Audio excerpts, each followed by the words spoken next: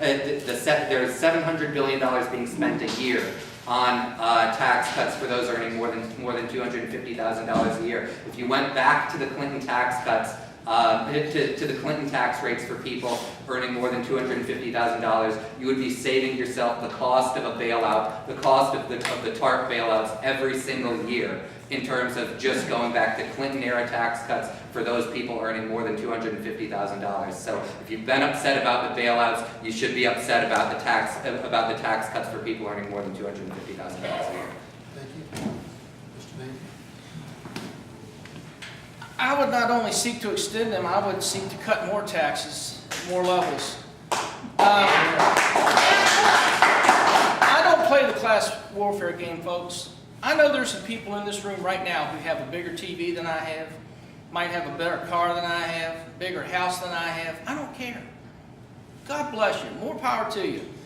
I don't play that game. This idea that people over $250,000 a year are the ones who actually got the tax cuts, it always winds up being you and me that get stuck with it, isn't it? We always wind up being the rich, don't we? Well, I'm not rich. I don't make over $250,000 a year, but I still see my taxes going up all the time. We've got to get away from this idea that we need to beat somebody up who has more money than we do. I got news for you, folks. My family used to own a supermarket. We used to own 3 supermarkets in Richmond, and my dad made a pretty good living at it. These people that came to him looking for a job didn't care that he made more money than they did.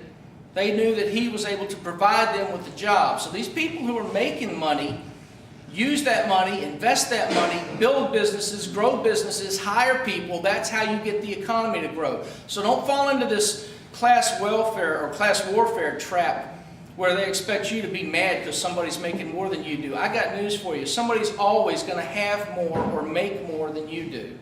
And if you're going to sit around worrying about that and thinking, well, let's sock it to that guy and raise his taxes, you're never going to be happy. The fact is, if we want this economy to grow, we need to cut taxes at the personal level and at the corporate level, and we need to abolish things like the death tax, capital gains. We need to start growing the economy, and that's the only way to do it.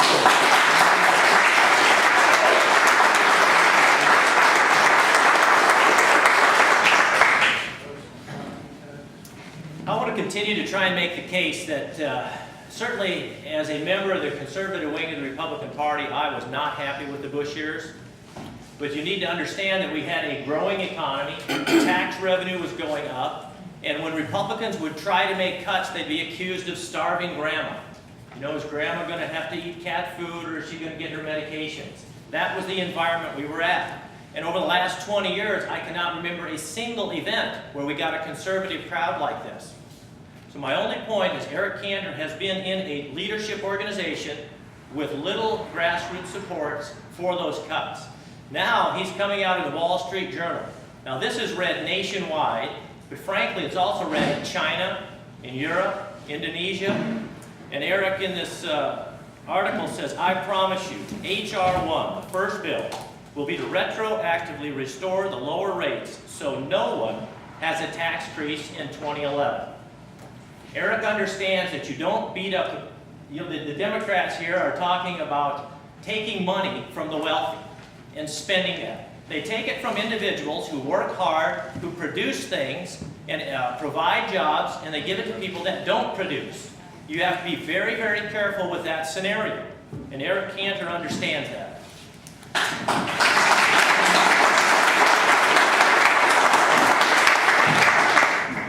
Next question is for Mr. Bayne. What is your position on term limits? Yes.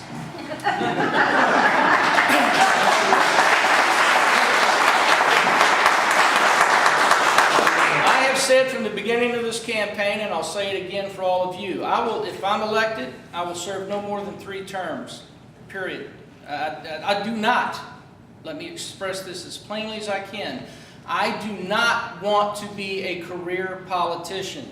That's not why I'm doing this. I wish to be a citizen legislator, as our founding fathers envisioned. I want to be respectful of you. I want to listen to you. I want to hear what you have to say, and I want to represent you through the Constitution in Washington. My primary focus is to see to it that your rights as American citizens are not infringed upon. Now that means not only by other people, other citizens, other nations, but by your own government as well. So I'm all for term limits. It's well past time.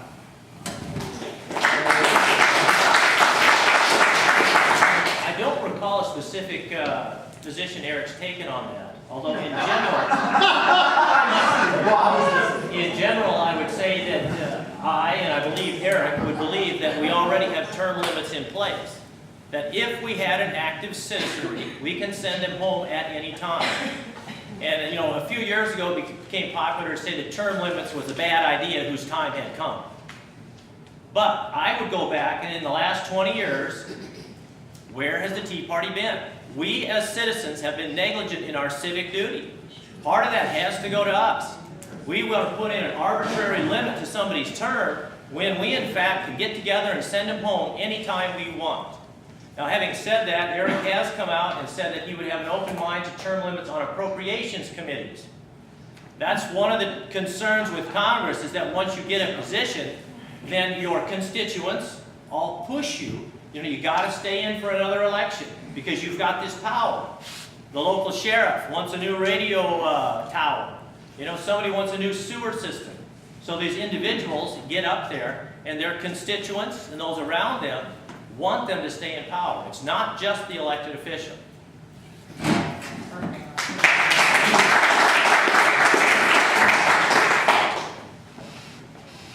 Rick believes in self-imposed term limits. Like Floyd, he has pledged that he would only serve a limited time.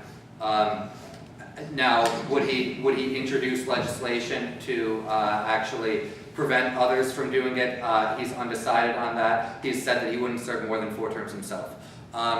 In terms of the other issues, we're talking a lot about spending, as we should be doing. You know, I would say I admire what Todd is doing here as an independent activist speaking up for a representative whom he believes in. It's important to be involved. However, you know, when he says where was the grassroots support that Eric Cantor needed, Eric Cantor wasn't asking for grassroots support over the last 10 years. He just wasn't. When the grassroots is here, he's not willing to speak to them either. He's not willing to speak to the Richmond Tea Party convention.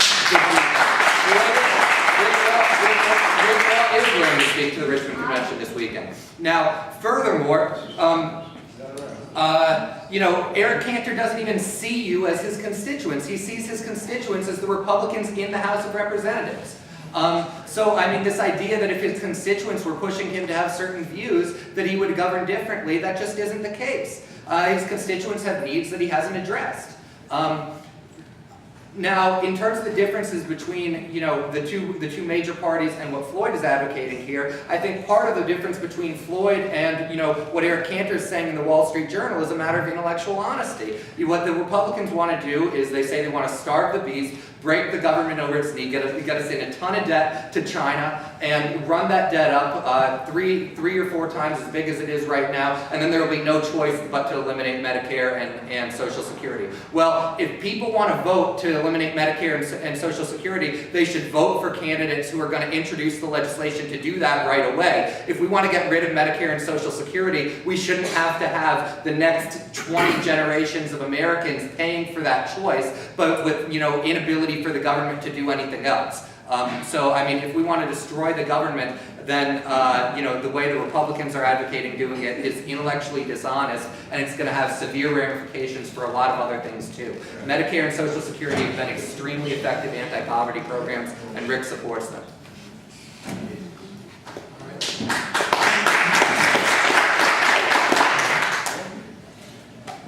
Mr. Vanderpool, I think you're next.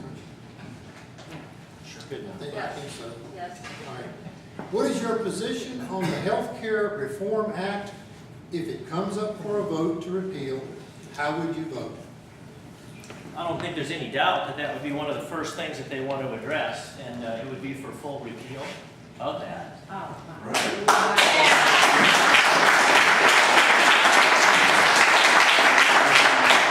And also just like to say, you know, Brian's bringing up a lot of Republican strategy that must be secret, because I haven't heard about it as a Republican activist. When Reagan came in to office, there was a thought that you could cut taxes